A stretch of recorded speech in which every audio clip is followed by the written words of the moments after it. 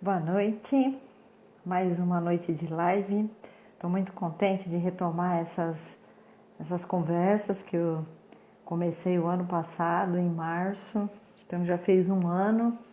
Ah, não, foi maio. Vai fazer um ano. E este ano eu resolvi abordar as lives por assunto, né? Então, nesse mês de abril, o assunto é intercâmbio. Eu acho que isso interessa para bastante gente e é isso que nós estamos fazendo aqui. Uma coisa de utilidade, né? Uma conversa que possa ser útil para as pessoas, para poder escolher e falar: puxa vida, valeu a pena ter feito um intercâmbio ou um estágio internacional. Eu sou Isabel Bossi. Trabalho com positividade, né? Nesses tempos de pandemia, onde a gente está sofrendo com tantas coisas, a gente poder levar um pouco de conversa e um pouco de alento, né? Para quem nos escuta, escutar outras coisas também, sair desse cenário, é bem legal. Então vamos lá, Marcela, você já está aqui? E eu já vou te chamar para a gente já ir acertando aqui os. Vamos lá. Assunto do mês: intercâmbio. Assunto do mês de abril: intercâmbio. Oi, Isabel. Oi! Oi, tudo bem? Tudo bem com você? Tudo bem, graças a Deus. Tá frio hoje, mulher, pelo amor de Deus. Ah, é. Não Esse é? ano eu vou ter dois invernos, né? É, é verdade. Esse ano, dois invernos para animar um pouco. É, claro, claro. Ai, que Mas legal. vamos que vamos. É isso aí. Ah, meus Aí, colegas aqui, meus colegas da Argentina, o Pablo, olha, que bacana. a Muito Madalena. bom, É. Nossa, muito o pessoal bom. é gente boa a beça. É isso aí. O vídeo do Fernando, eu fiz um vídeo com o Fernando, uma live com o Fernando na terça-feira, né? Então, para quem não me Uhum. conhece, deixa eu começar aqui já, porque o Instagram derruba a gente, não pode perder tempo. Ah, Para é quem não me verdade. conhece, meu nome é Isabel Bossi, eu trabalho com coach de positividade. Eu gosto de pensar que tudo existe um lado positivo, né? Gosto de olhar para o lado positivo. Tudo tem um lado positivo. E desde maio do ano passado, então eu venho fazendo lives de maio a outubro, outubro mais ou menos, a gente só falou sobre pandemia. Aí eu cansei de falar de pandemia até setembro. De maio a Uhum. setembro foi só falando de pandemia, desafio da pandemia, como é que cada um tá saindo. Aí eu cansei, porque eu falei, chega de falar de pandemia. Aí em outubro eu mudei. Então aí eu tenho feito por mês um tema, tenho convidado pessoas para conversar. Aí eu fiz outubro, novembro e dezembro e cansei. Ah, não vou fazer mais, acho que cansei. Mas daí o pessoal continuou. Ah, pô, Isabel, é umas conversas legais, você trazia umas pessoas diferentes para conversar. Tá bom, então mês passado eu retomei, né? E esse mês o assunto é intercâmbio. Então, para quem está nos assistindo aqui. Na terça-feira, então, eu conversei com o Fernando Henrique, que é meu filho, para ele contar a experiência que ele teve de intercâmbio no ensino médio, né? Porque também o que é legal é assim. Eu conversei com ele sobre o ensino médio, você já está num outro nível, que é pós-doutorado, e amanhã eu vou conversar com uma pessoa que fez um intercâmbio de imersão, só para aprender a falar a língua. Ó, Então eu acho que é legal, porque as pessoas têm também. o mesmo tema, mas com pessoas com experiências diferentes, né? Eu acho que isso é Verdade. bem legal, é bem legal. Hoje, assim, por causa do horário, né? Eu já mudei vários horários. Eu já fiz às 9 da noite, às 8 da noite, né? E aí tem uma métrica que a gente lê no Instagram, né? Qual o horário que as pessoas olham mais o seu perfil. E aí eu descobri que é entre 6 e 8 horas. Então, por isso eu estou marcando Olha. 7h30, 7h30, que é onde tem dado mais ou menos público, mas a gente não se importa com isso. né? Com a quantidade de pessoas que estão olhando agora. Não, é Porque importante conversar. porque esse vídeo vai ficar lá e o do Fernando já está com quase 80 visualizações. Então a pessoa não pode ver Nossa, agora, mas ela vê depois, então é legal. E ela também uhum. fica depois lá no meu canal do YouTube, que é Isabel Bossi. Eu tenho 50 lives gravadas lá. Então, para quem tiver interesse, dá uma busca lá que tem assunto de todo tipo. De comida, de filho, de mãe, tem esporte, tem de tudo. Mas esse mês, como eu escolhi esse nome intercâmbio, né? Intercâmbio, estágio internacional, acho que está todo mundo na mesma categoria, então eu convidei aqui para conversar comigo a Marcela Albuquerque. Eu gosto muito dela, a gente já teve uma relação do coach, de coach e coachee, foi bem legal, nossa, acho que a gente fez um trabalho bacana, né? E aí eu convidei, a Marcela acabou de chegar da França, faz 2 meses hoje, e ficou lá nesse período. Quando ela chegou lá, o bicho pegou na pandemia, né? E aí, aí conversei com a Marcela, ela topou conversar, contar pra gente como foi. Então, Marcela, é mais ou menos assim, desde o zero, você se apresenta, diz que trabalho que você foi fazer lá, como que você conseguiu ir, né? E daí é aquilo que a maioria das pessoas pergunta e a gente tem falado bastante hoje, né? Expectativa e realidade. Tá bom? Seja bem-vinda Certo. e a live é sua. Obrigada, Isabel. Primeiro, obrigada aí pelo convite. A dinâmica da conversa ela mudou, né, de uns tempos para cá, em função do cenário que a gente está vivendo hoje. Então, é um desafio, né, para Certo. muita gente. Para mim, eu acho que é um desafio muito grande ter que acessar a rede social e divulgar o que a gente faz. É importante, né, nesse período em que a ciência tem lutado tanto para mostrar os fatos como eles são, né? É importante a gente conversar sobre o que a gente faz e os desafios que a gente encontra diariamente na pesquisa científica, né? Legal. Então, para quem não me conhece, eu sou Marcela, né? Eu sou doutora em ciências, na parte de ciência e tecnologia de alimentos, se é que eu posso generalizar assim, né? A área. Mas a minha especialidade mesmo é microbiologia, principalmente a parte de microbiologia de alimentos. E mais especificamente, como que a gente usa bons micro-organismos para desenvolver alimentos com algum tipo de funcionalidade, tanto na parte de nutrição quanto na parte de saúde, né? Na questão dos probióticos aí.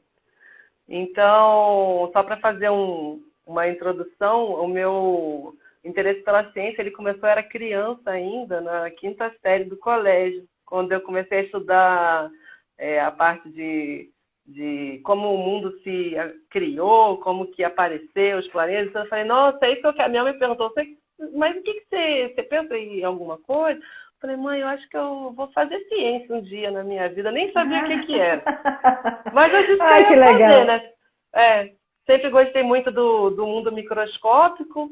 Aí na faculdade eu acabei me inteirando pela parte da microbiologia mesmo, em função do curso técnico em vigilância sanitária lá da Fiocruz que eu fiz. Uhum. E fiz biologia, depois de mestrado em ciência de alimentos no Instituto de Química da FRJ e doutorado aqui no programa de tecnologia bioquímica e farmacêutica da Faculdade de Ciências Farmacêuticas da USP. E agora eu estou no pós-doc, no departamento de nutrição, de alimentos e nutrição experimental também lá da FCS, né? E o meu pós-doc, a minha pesquisa de pós-doutorado é tentar ver se eu consigo identificar, isolar algum micro-organismo que seja capaz de, durante a fermentação dele, que é a fermentação, ele vai pegar o alimento, que está um nutriente que está no alimento, e vai consumir, ele vai se desenvolver ali e ele vai aumentar a população dele e vai produzir algumas coisas boas para a gente, né?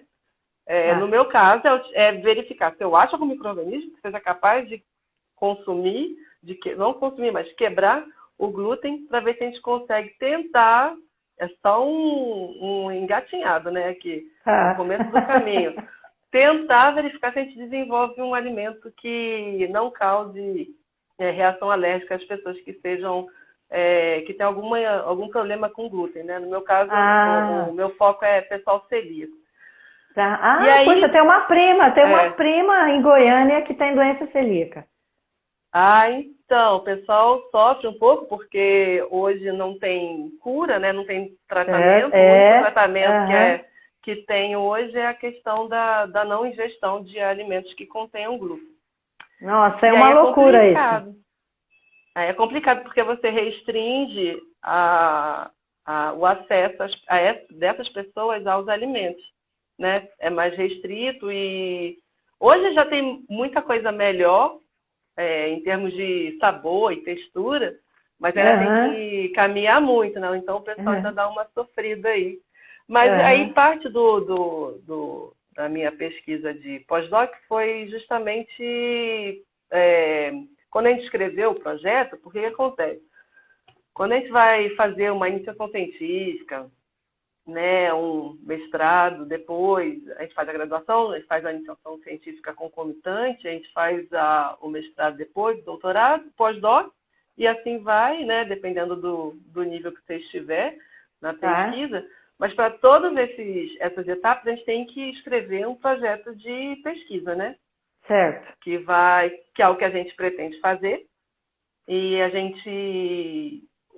alguém vai analisar, os nossos orientadores, supervisores, eles analisam, né? Para ver se está ok, de acordo com a proposta do grupo de pesquisa, porque também tem isso, você tem que procurar, desde a iniciação científica, se for a intenção da pessoa, procurar um grupo de pesquisa que trabalhe com aquilo que você tem afinidade ou que você gostaria, que você tem curiosidade, gostaria de conhecer. Claro que na iniciação científica você pode permear por vários campos para ter certeza daquilo que você quer fazer para frente, mas a partir do mestrado você já sabe mais ou menos o que você quer e você foca a sua pesquisa num determinado assunto. Claro que não é fixo, tudo pode ser alterado e ajustado de acordo com a sua necessidade e oportunidade, né?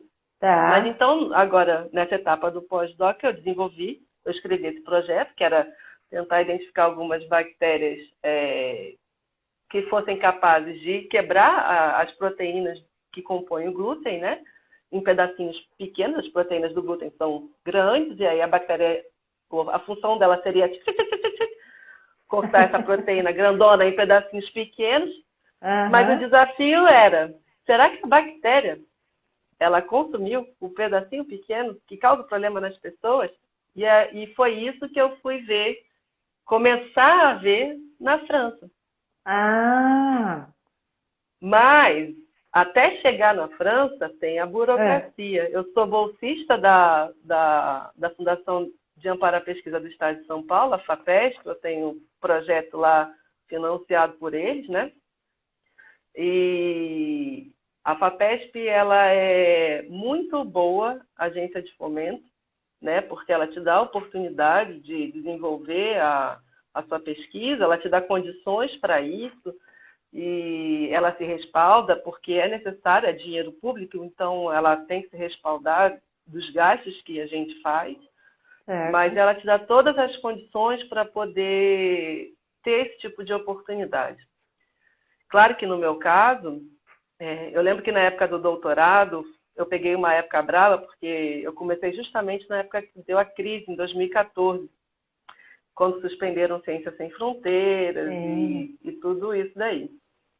E aí, na época do doutorado, eu não tive como ir para fora, como bolsista, mas eu consegui ir para fora, por isso que eu até comentei dos meus colegas da Argentina, porque eu tive a oportunidade de ir para lá. Meu co-orientador ele é de lá, né? Ele e a outra pesquisadora que me acolheram lá para desenvolver parte do meu doutorado. E foi ótimo, mas nesse período eu fui com recursos próprios, porque eu achava que valia a pena ir, porque eu acreditava no que eu estava fazendo. E no final foi muito bom e bem positivo os resultados. Mas no pós-doc, sendo bolsista a FAPESP ela, nas modalidades de bolsa, mestrado, doutorado, pós-doc e tal, assim, ela tem uma modalidade que eu não posso dizer que é aprovada, mas talvez pré-aprovada dentro do seu projeto, que é o estágio de pesquisa que você pode fazer fora.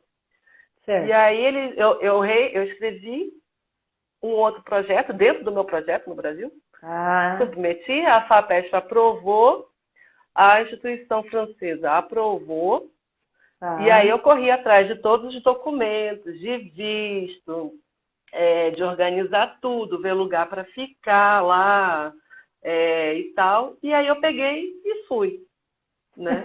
Peguei e fui um mês antes do primeiro confinamento na França. Ai, meu Deus do céu. Não deu nem tempo de comer muito croissant lá, porque me confinaram. Já não pôde. Já teve que comprar croissant congelado para esquentar em casa. Exatamente. Mas quando eu cheguei lá, eu fui recebida, né, pela minha supervisora de lá, da França e tal, me receberam bem lá, mas acabou que depois que eu cheguei um mês certinho, depois que eu cheguei, o governo anunciou, né, o confinamento, e eu falei, o que eu vou fazer aqui? Agora. Falando apenas bonjour e merci, porque eu não falo. Hoje eu falo um pouco de francês, eu entendo, eles falam um pouco. Tá. Mas quando eu cheguei, era bonjour, merci, au revoir. Não tinha mais, né? Désolé. E désolé. Ai, désolé é maravilhoso. Désolé é maravilhoso. E aí eu sei que chegando lá, deu essa questão do confinamento e eu fiquei na residência que eu morava, né? Muita gente de lá acabou voltando para os países de origem, porque ninguém sabia o que estava acontecendo, ninguém sabia o que era, tudo muito novo, né? Hoje a gente sabe ainda já bastante coisa sobre a Covid, mas quando estourou, ninguém sabia. Eu tinha uma vizinha da Sérvia lá que a menina ficou desesperada, sabe?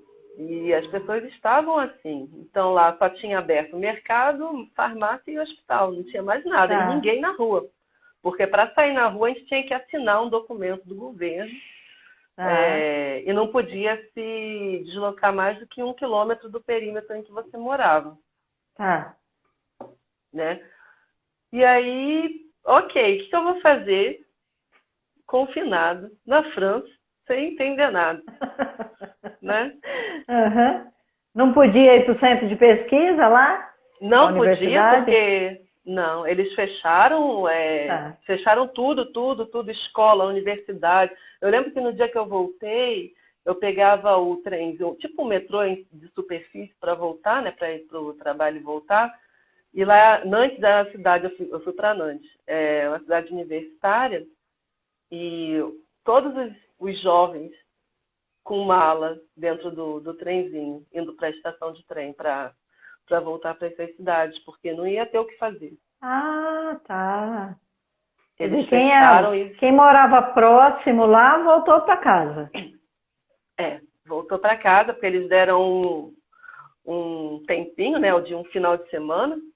E durante o final de... foi na segunda a gente confinou. Eles deram 2 dias, eu acho, para o pessoal conseguir voltar e se organizar. E aí eu fiquei lá, né?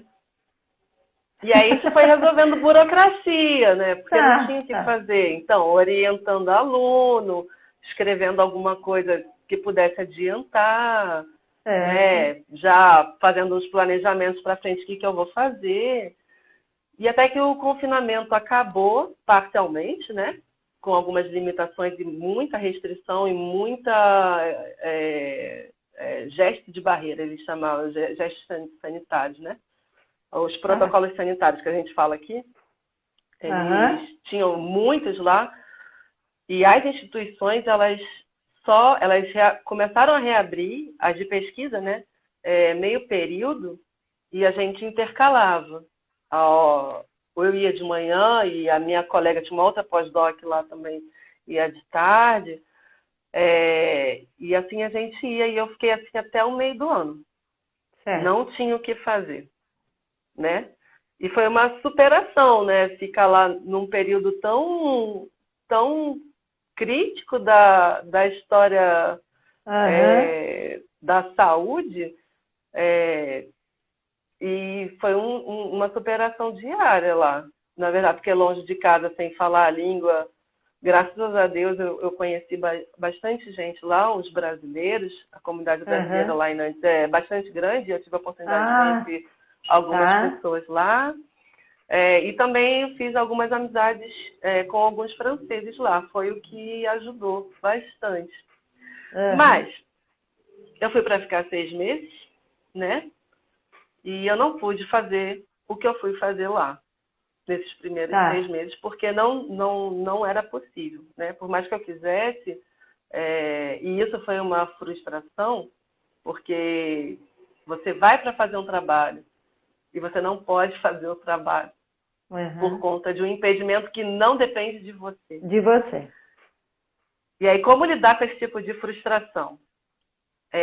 O cientista, eu acho que nós somos treinados, não que nós somos vacinados, tá? Contra a frustração.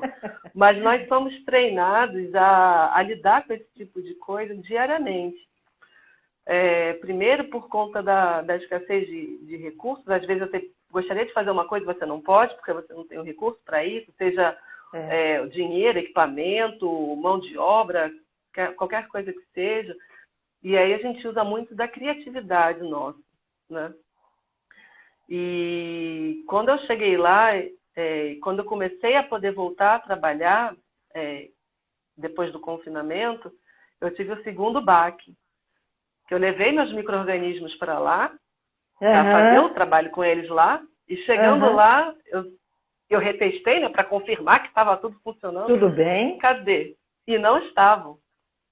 Eles não estavam funcionando. Na verdade, eles nunca comeram o glúten da forma como eu achava que eles estavam fazendo. Meu Deus! E aí eu falei, o que eu vou fazer?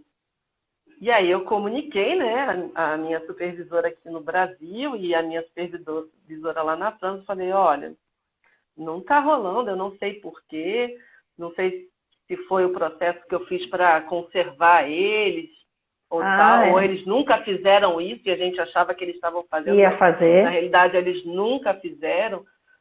Então, eu acho que a saída é a gente, para tentar salvar, é procurar novos, né, micro-organismos de alimentos franceses. Certo. Na França, apesar da Covid ser muito difícil, emocionalmente, fisicamente desgastante, ainda mais para mim que estava lá sozinha e não entendendo as coisas direito, eu acho que o Covid, para mim, foi o menor dos meus problemas na França. Tá. Porque, apesar de toda a limitação, ainda havia possibilidades. Eu ainda podia tentar coisas novas. Mas na França, por sorte ou azar, e eu digo sorte porque tem coisas que acontecem na vida da gente que é para colocar a gente para evoluir, né? Como pessoa, como profissional e tudo.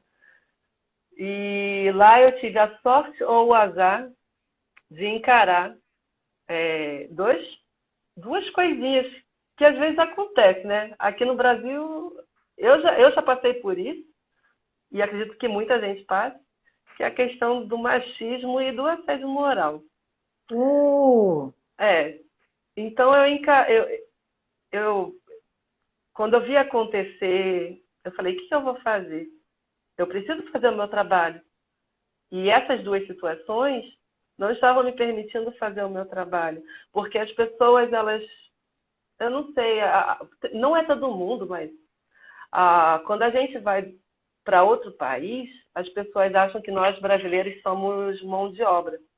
E não tem nada de errado. Não tem nada de errado, porque é uma troca. né? É uma troca.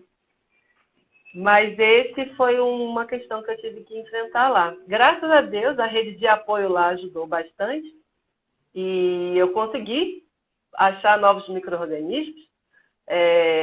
Encarei direitinho, achei, fui fazendo de um jeito, de outro, falando com fulano, ciclano, beltrano, o pessoal foi ajudando, terceirizei. Graças a Deus, essa oportunidade da FAPESP é muito boa, porque eles te dão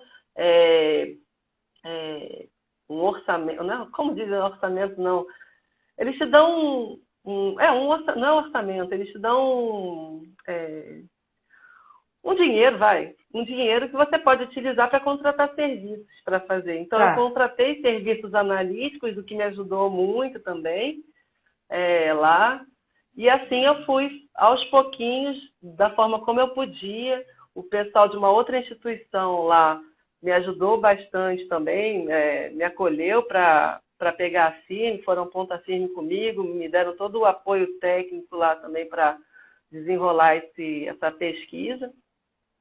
E no final eu sei que a gente conseguiu, eu consegui encontrar lá os micro-organismos. Claro que quando eu mandei identificar lá, o resultado que voltou não foi muito bom, né? Porque de todos os micro-organismos que eu gostaria de ter identificado, eu foi sair justo o piorzinho, tadinho. Mas, como a criatividade ela tem que ser trabalhada, a gente vai fazer do limão uma limonada, uma caipirinha. Eu via muito isso lá. Não, faz a caipirinha que é melhor. Eu falei, tá bom. Em vez da limonada, fazer uma caipirinha. Faz a caipirinha, que aí já anima. E aí eu tive esse questionamento, não, mas esses micro-organismos não podem ser utilizados porque eles não são bem vistos para uso em alimentos. Então eu falei, realmente, não são. Mas a gente tem que fazer alguns testes para saber se eles são ou não são, né?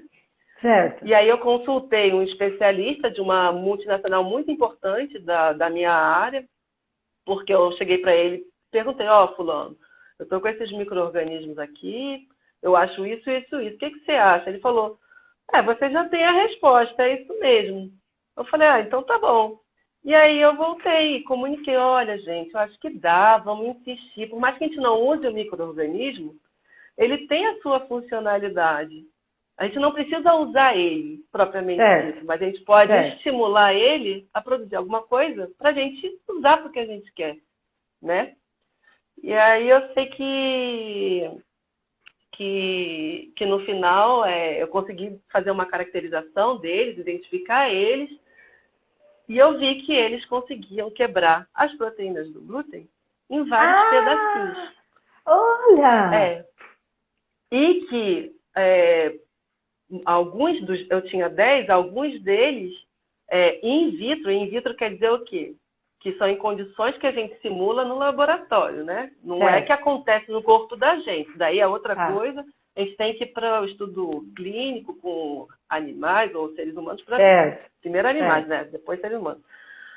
E aí, no in vitro, utilizando células imunológicas do sistema imune, eu misturei o que a bactéria tinha produzido, o glúten que ela consumiu, né?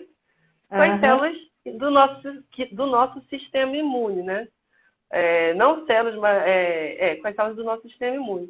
E aí eu vi que a reação tinha diminuído bastante. Ou seja, o indício do que eu fui fazer lá, da minha hipótese que eu tinha, o primeirozinho indício eu consegui confirmar. Então, apesar de toda a dificuldade lá na França, de Covid, de francês, de desafio no trabalho, de relação interpessoal, que eu tive que fazer umas superações lá também, tudo. Graças a Deus, com a ajuda de todo mundo, no final, o negócio foi muito mais positivo do que negativo. Porque esse tipo de oportunidade, esse tipo de oportunidade, ela te desenvolve enquanto profissional, né? Porque eu tive a oportunidade de conhecer muita gente, de bem ou mal ter contato com novas técnicas de análise e tal, mas a oportunidade, em termos pessoais, o efeito na parte pessoal, na minha parte pessoal enquanto pesquisadora e ser humano, é impagável. Uhum. E no final de tudo, eu lembro que quando eu me despedi do pessoal da outra instituição que me acolheu para fazer o trabalho, porque para a instituição que eu fui, eu tive muita limitação de acesso, né? Tá. Lá. Mas a outra instituição que me acolheu, eu lembro que quando eu fui me despedir deles foi muito legal. Eu acredito que a gente tenha feito um laço muito, muito bom. E um dos técnicos lá, que era o mais revolucionário dos franceses, aquele francês que...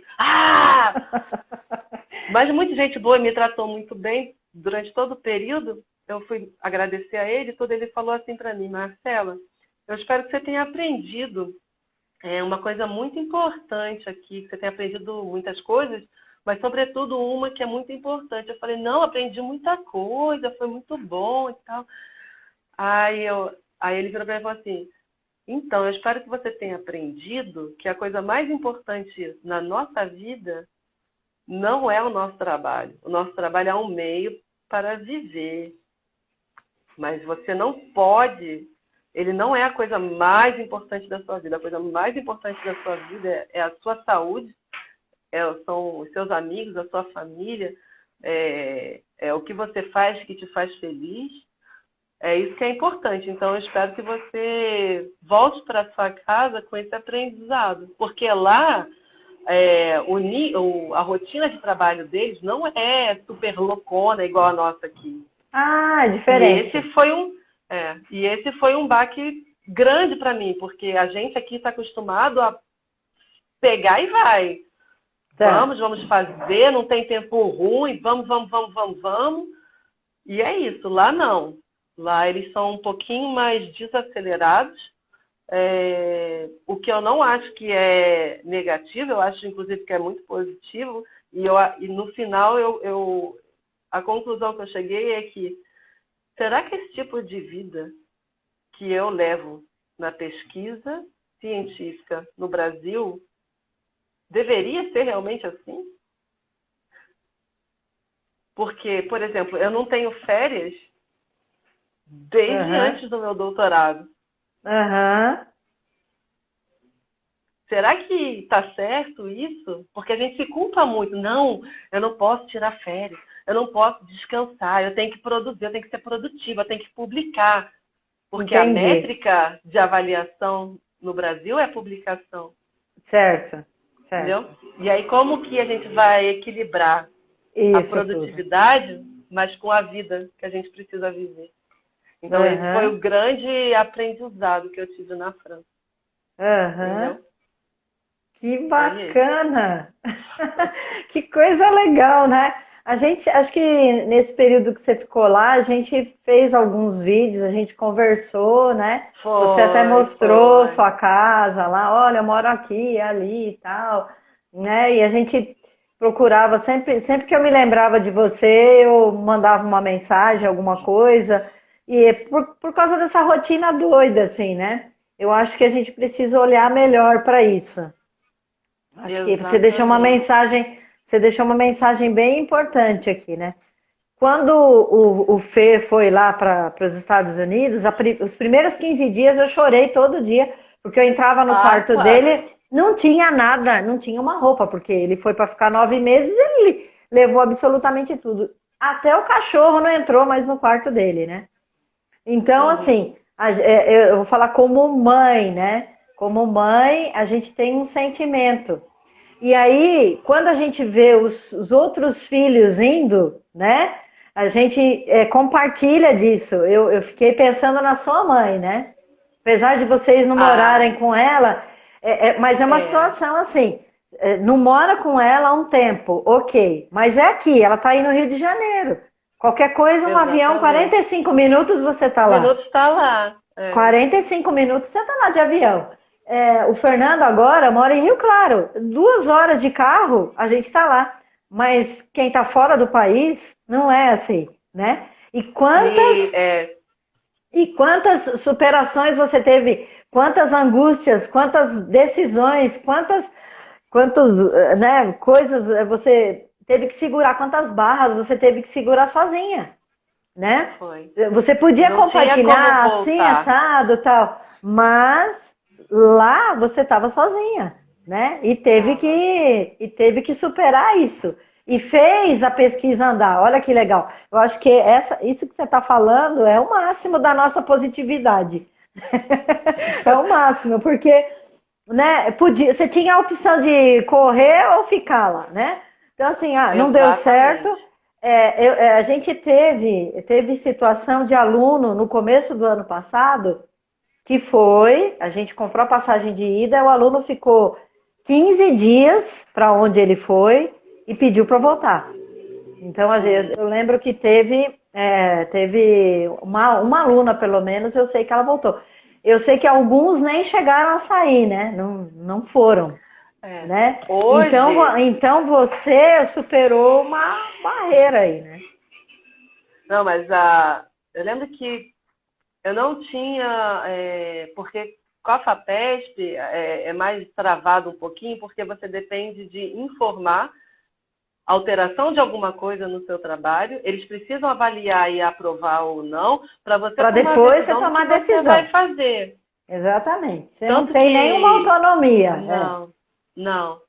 Mas eu sei que quando eu pedi para ficar mais 6 meses, porque aí eu tinha esperança de fazer alguma coisa, né?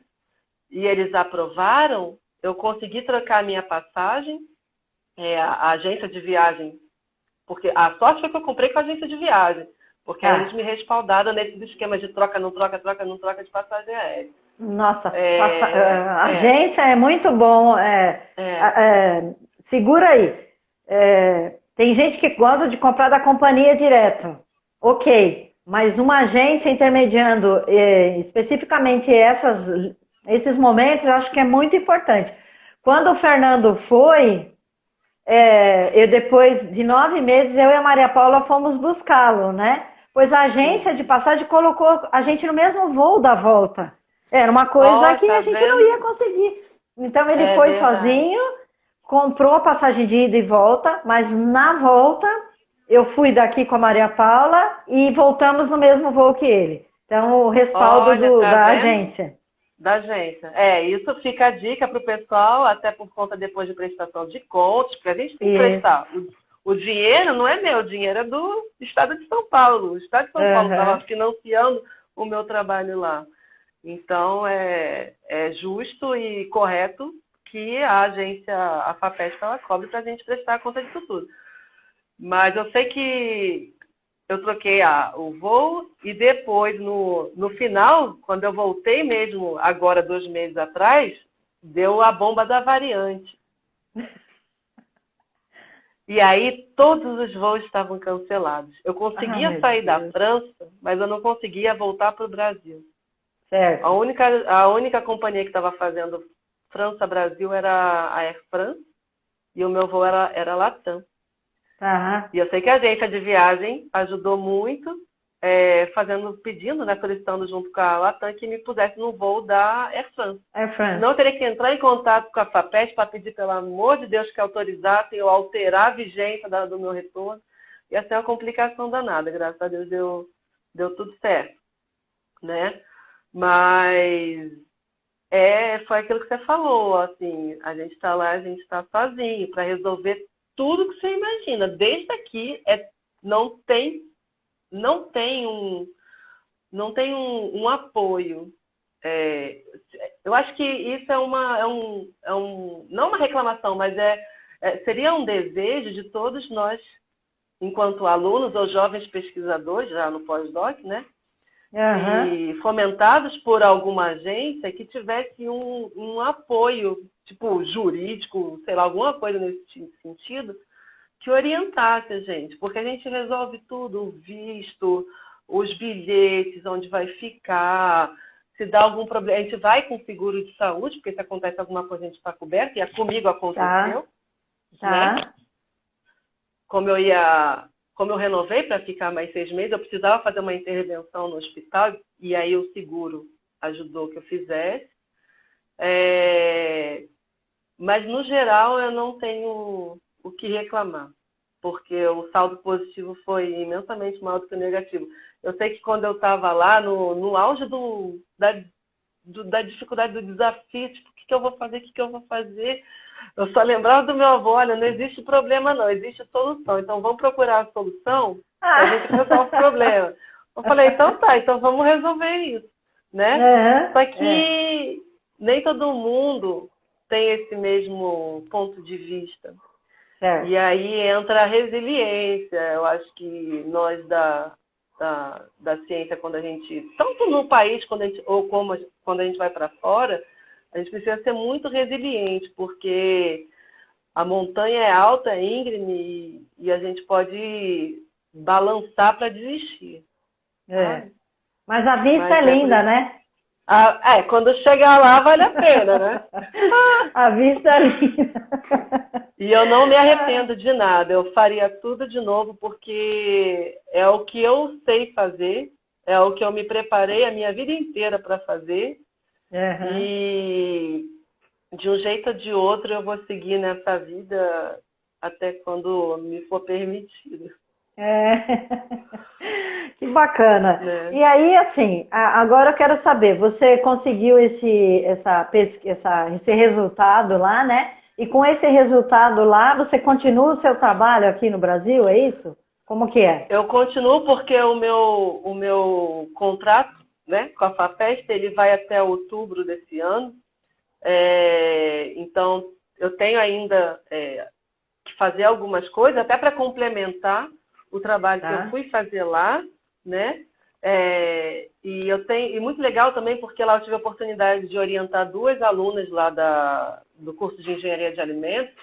O pessoal do 3º ano, eles têm que conduzir um projeto sozinhos, e eu sugeri, a professora falou: você não quer sugerir a sua ideia? Não o projeto que eu fui fazer na França, mas uma coisa extra que eu propus para justificar mais 6 meses também para ficar lá. Certo.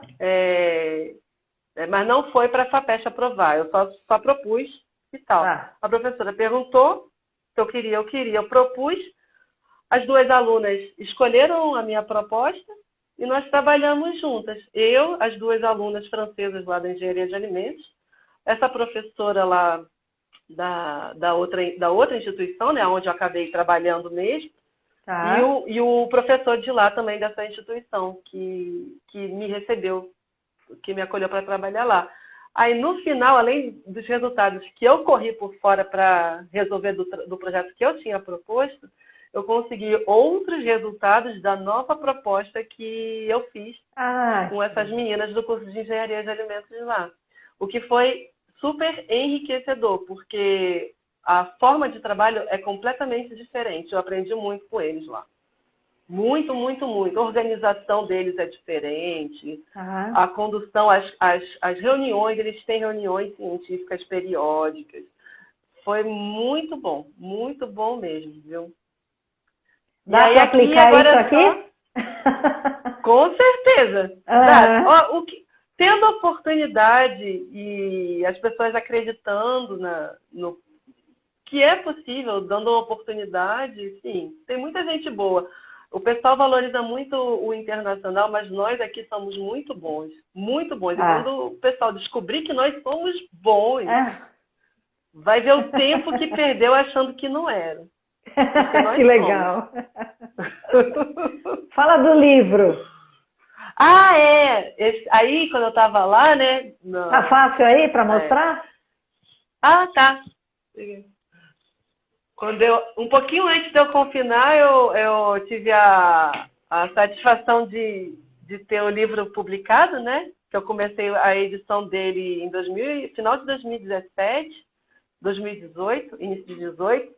Eu editei o livro de bactérias láticas e a abordagem funcional desses micro-organismos, né? O que de bom esses micro-organismos podem nos oferecer em termos de alimento, em termos de farma, em termos para aplicação em animais.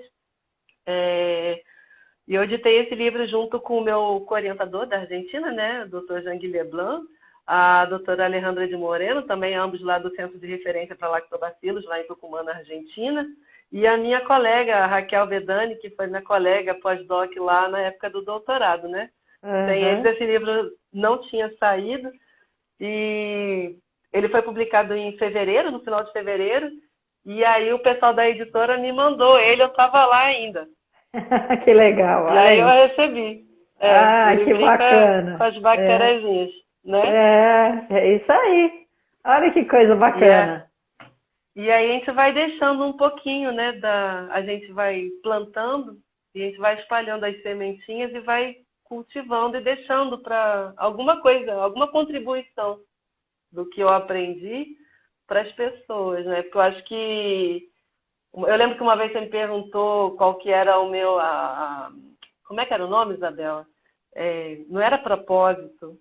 Missão? A missão E eu lembro que eu falei alguma coisa assim, eu acho que a minha missão é levar para as pessoas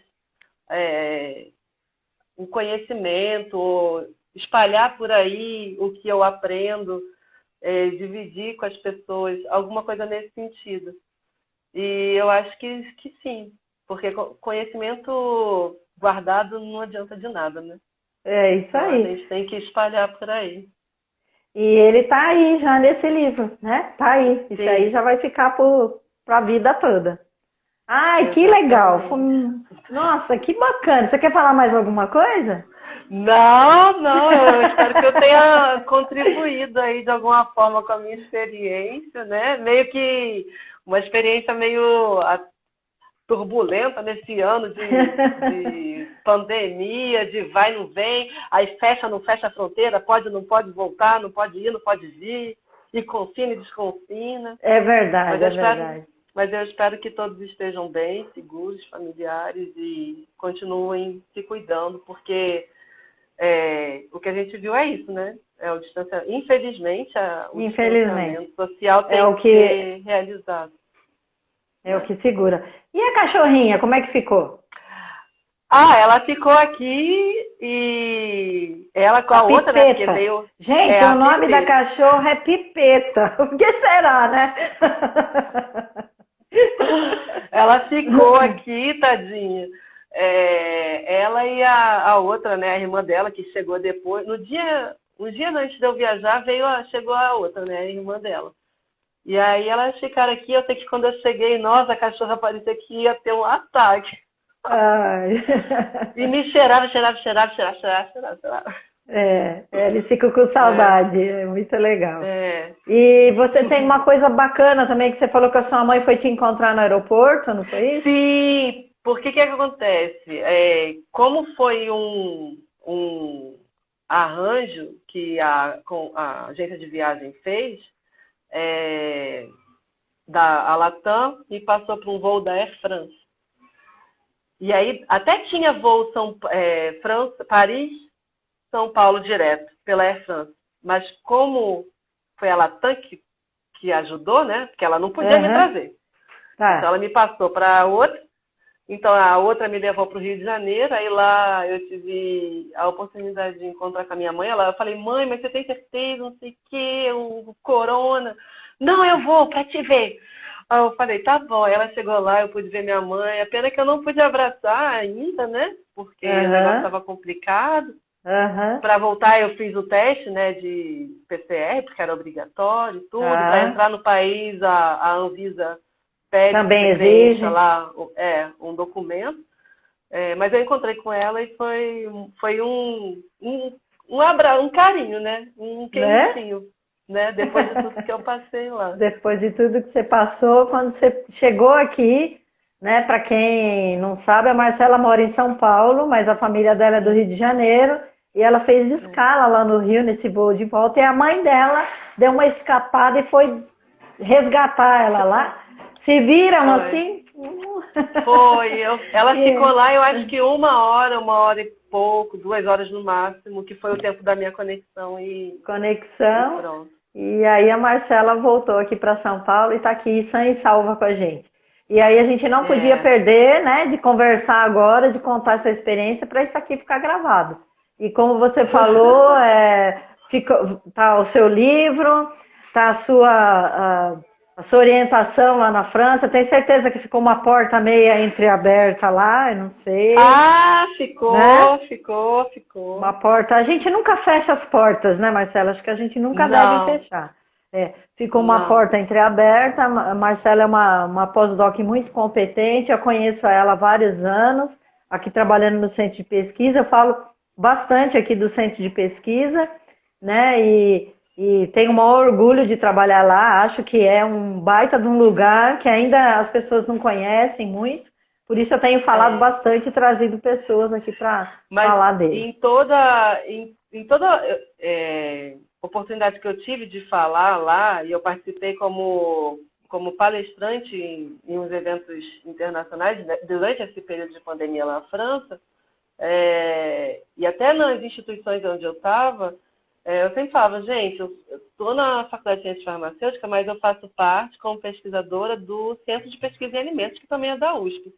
Então, se vocês tiverem curiosidade para saber o que a gente faz mais, eu explicava brevemente, mas Aham. botava lá o site, se vocês quiserem acessar, acessa para ver o que a gente faz, tem muita coisa boa lá, de Tem repente faz muita coisa boa. colaboração, É. e assim a gente vai indo. E assim a gente vai indo. Eu fui para ficar no centro de pesquisa 3 meses e já estou indo para o quarto ano. Então, Ah, então, tá vendo? É coisa boa. assim. A gente vai e não sai mais. Marcela, É? muito obrigada por você ter topado conversar comigo. Adorei ter esse vídeo gravado aqui. Vai ficar lá no meu canal do YouTube, Isabel Bossi. Vai ficar no meu IGTV também, ela fica por ali. Vocês Tá que estão certo. assistindo, se achar que isso é útil para mais alguém, pede para assistir, né? Porque é uma vivência, uma experiência de uma pessoa que foi fazer um estágio acadêmico na França. Na terça-feira eu conversei com o Fernando, que contou a experiência dele de estágio no ensino médio.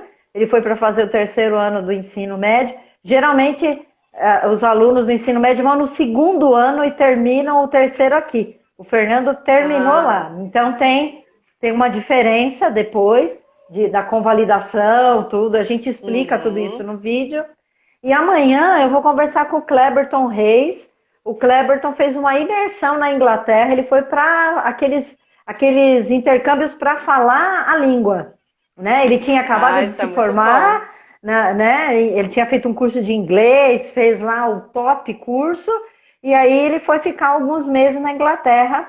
E ele tem passagens assim que a gente morre de dar risada de coisas que aconteceram com ele lá, né? De você falar uma coisa e entender outra, que tem a questão do inglês Exatamente. britânico, né? Do inglês É, britânico, que é um pouquinho diferente.